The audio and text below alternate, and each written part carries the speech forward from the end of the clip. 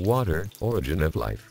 Covering 71% of the Earth's surface, only 1% is suitable for human use, most of which goes to waste. The world's water supply is declining. Why is this happening now? Contributing factors include population growth, pollution, and climate change. In the coming decade, the world's water supply will reach critical levels.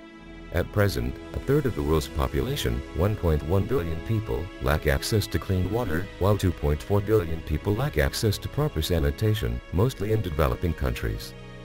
Pollution caused by industry, agriculture, and most importantly, human waste, adds increasingly fierce pressure. About 2 million tons of waste are dumped every day into rivers, lakes, and streams.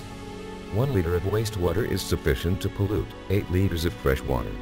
If pollution keeps pace with population growth, the world will lose 18,000 cubic kilometers of water by the year 2050.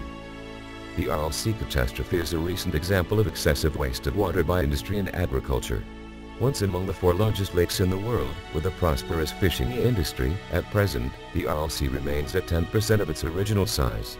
The gradual retreat of the sea, over 30 years, has caused local climate change, increasing the speed of the desertification process, all as a result of an inefficient use of water, meant to be used to grow cotton and other export crops.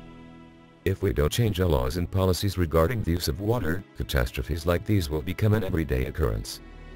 In some countries with a rapid population growth, and an already present water scarcity, it may be impossible to avert a crisis. In most countries, however, actions may still be taken to develop more efficient ways to use water. Regardless of whether water is destined for agriculture, industry, or municipal services, there are wide possibilities for its conservation and better utilization. These strategies should target not only increasing water supply, but also reducing the demand for this liquid. It is important to act now, slowing population growth, in order to curb the rising demand for fresh water. In many countries, irrigation consumes up to 90% of the total water supply, when alternatives such as drip irrigation, a more efficient method, are readily available.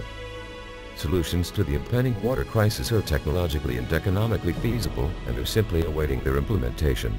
If drastic measures are not taken today, our next war will not be over territory, ideology, or religion. Our wars of the future will be over water.